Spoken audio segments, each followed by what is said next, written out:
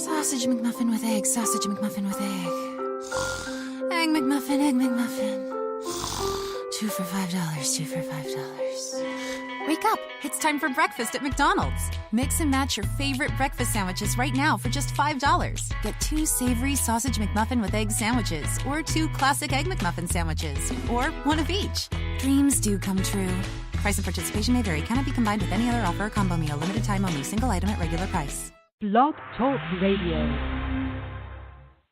Well, Happy New Year, everybody. We're welcome to the Somewhere in Vegas podcast here on blogtalkradio.com and now on our sister affiliate, Spreaker.com. I am Mark the Q. I am your host. Couple exciting guests today. Coming up at the bottom of the hour, a good friend of mine who's a really great journalist, now an author, Melanie Waxler, so will be on us at the bottom of the hour. But fellow Floridian, she is a life coach. She, has her own charity. She's a really great overall person and really just someone that could kind of motivate us to coming into this new year, especially this time of year, because people are saying, new year, new you. They want to try to get some stuff done, in terms of their lives. And no better person to start off the new year right with that is Cathlene Miner, also a pop-selling author as well. How are you doing, Cathlene? I am great. Thank you so much for having me. No problem at all. I mean, it's great to be able to talk to you. Like I said, it's kind of really great timing just to have you on right around this time of year where people are reflecting on their last year and they're kind of, looking to kind of improve themselves as well. And you have a number one bestseller, the 30-day Self Perception Makeover as well. I mean, how's it for people right now, especially just to kind of look over the past year and going into this year and just kind of seeing what needs to be improved in their lives? Okay, so, first I'll say as far as New Year's resolutions go, I think that they're great. I think it's amazing for people to have goals and envision things, but to remember that it doesn't just have to be around the new year. So these are things that you can do all year long, come up with new desires and new exciting things that you'd like to do. But if you did make a New Year's resolution, and I like to change that and call it a desire, and that's because, a few reasons. One, it doesn't put as much pressure on you that, okay, this is a resolution, I have to do it. And another thing is when it's a desire, it's something that you desire to do. It's going to bring you joy and it's going to fulfill you, instead of resolution tends to have a feeling, and you tell me what you think of this, but as a struggle sometimes, or I'm going to make it through this, right? Like I'm going to get to the gym every day and I'm going to dread it, but I'm going to do it.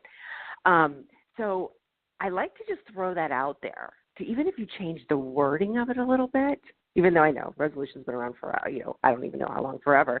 But it gives you a different feeling, I feel. And I've also noticed with my clients and friends and family, when they think about it a little bit differently, they come up with different, we can say, quote, resolutions or desires. Yeah, I've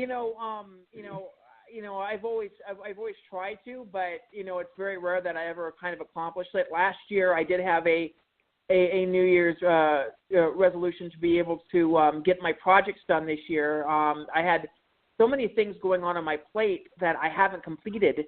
So finally this past year, I said, I'm not starting any new projects. I'm getting everything that I need to get done off my plate. So I have a pretty much of a clear slate coming into 2019. And thankful to say I actually got through that. And, I guess the word is desire. I had a desire to kind of get everything kind of completed and off my table. And so in 2019, I could start fresh and try to make some more things happen. But I'm one of those guys that likes multiple projects, and sometimes if I have multiple projects and a couple of balls in the air, I don't always get to catch them and have to release them again. So it's you know how that is. Oh gosh, I definitely do, and that's another reason why. I like to call them desires, but when you do that, because we're creative people, always get a whole lot done, and we always have a whole lot on our plate, and we always accomplish them.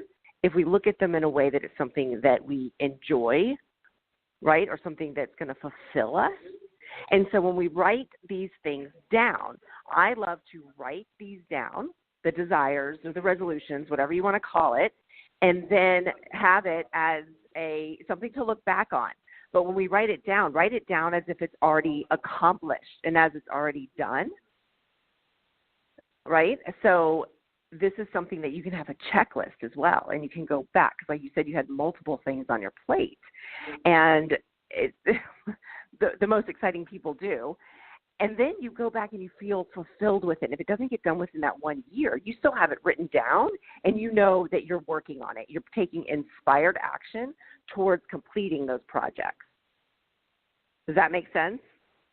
Yeah, it does. And, kind of going into that, the idea of, how people sometimes have a hard, firm, set goal at a certain time period. And one thing, about that resolution or desire was the fact that, I didn't necessarily had a hard, steadfast, thing. I said 2019. I would like to get them done, and get them cleared off by 2019. But it doesn't mean that it has to be done right away. It doesn't necessarily mean that it has to be done in a few weeks or a few months. I think a lot of people get in that mindset that there's a certain timeline at which something needs to be accomplished.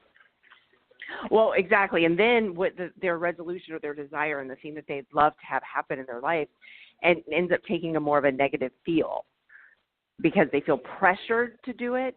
And, it's a fine line. And that's why I like to talk about inspired action and action, because that's a fine line too.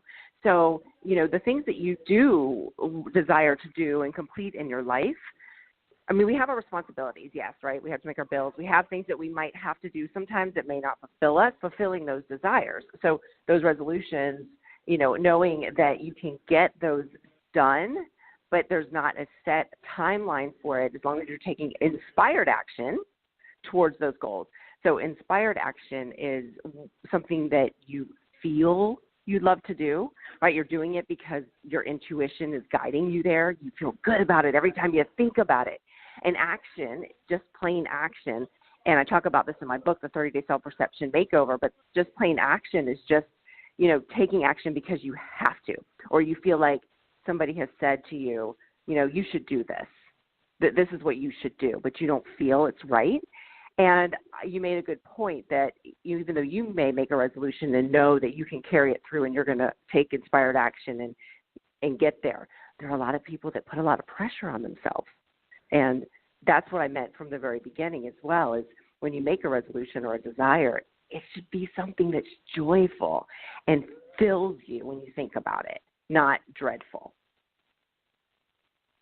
They always say that the first steps towards that is kind of hard or whatever, but kind of, just going into making a decision about, there's something I really kind of want to do and all that as well. How would somebody, go about that? Is it something that should be scary? Should it be something that, it's something where you can try it out and maybe fall on your face a little bit and then, kind of get to the feel and learn a little bit more about that, and maybe it might change the direction of what your desire is? Oh, absolutely. So if there's something, even if it's a little bit scary, but an exciting scary, there's a difference. And when you feel that excited scary in there, definitely that should be something to try, because we don't know what we love until we try different things. And so by doing that, and that's a different feeling, right, than the scary of, oh my gosh, this is going to hurt me. Of course, we're not going to do those. But when you are really afraid of something because it's a change, change is scary, but those are the things that we should be looking to do. And then when we take a look back and we thought, okay, we tried that. And the thing I love about when people take chances of things that might be a little bit scary is that in that process, whether you love what you ended up doing or not, another path opens up. Right? Whether you meet somebody that, is just like, oh my gosh, they just told me this and this really resonates with me, or you get a certain phone call, or you go to a place and you visit and you're like, I love it here. It opens up a whole new door. And even though it may not be that one exact thing that you thought was the thing, you've tried something which led you on the right path. And I think that is one of the biggest benefits of trying new things and things that might be a little bit scary. But yeah, to get people on the right path, I always a lot of people don't know what they desire, right? And I think that's why resolutions end up getting a negative sort of tone to them, because they think they know, but they don't really know. So I always like to ask people, what do you not want? What is something you don't want? Because what you do want is the opposite, right? So it's just a good way for the people out there that may not even know. We've asked people before, what is it that you do desire? What do you want? Ask them what they don't want and really think about what you don't want. I will say this, though. I want to just mention this really quick because I say the word want. And want is something that I use only in that situation. Because when so the universe, right, we're all energy. Everything in this world is energies. And the universe and your subconscious mind doesn't know the difference between, what's real and what's not, right? It's what you put out there. It's the energies you put out there. And so when you say want, like I want this, you will keep wanting that, right? That's what you're going to get, is to keep wanting it. And that's why I like to change it to desire. I desire this. And then when you desire something, and you get into that feeling place. So when you get into that feeling place of how exciting it's going to feel when you do get that desire, you are attracting that desire to you.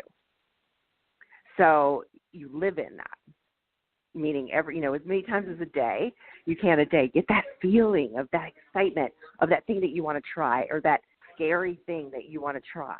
What do you think it's going to feel like?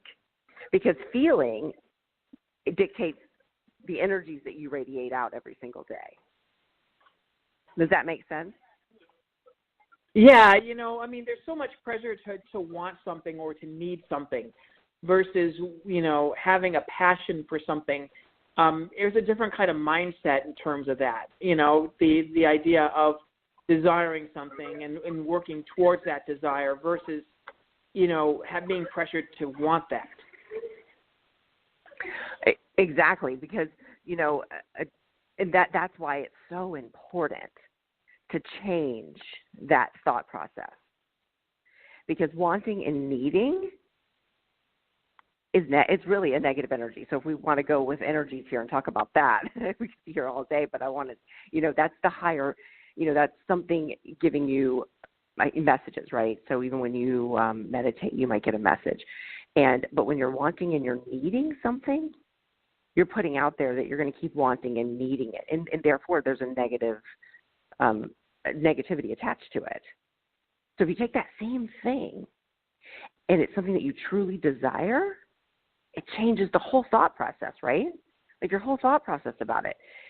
But then again, if you take that and you change it into the word desire and it doesn't really feel great to you, then you need to rethink that. Because that's not a path that's going to make you feel fulfilled. Well, with speaking about that, was there a moment in your life where that kind of came to you, where you had to kind of change your mindset about what you were doing, and kind of led you down a different path? Yeah, definitely. I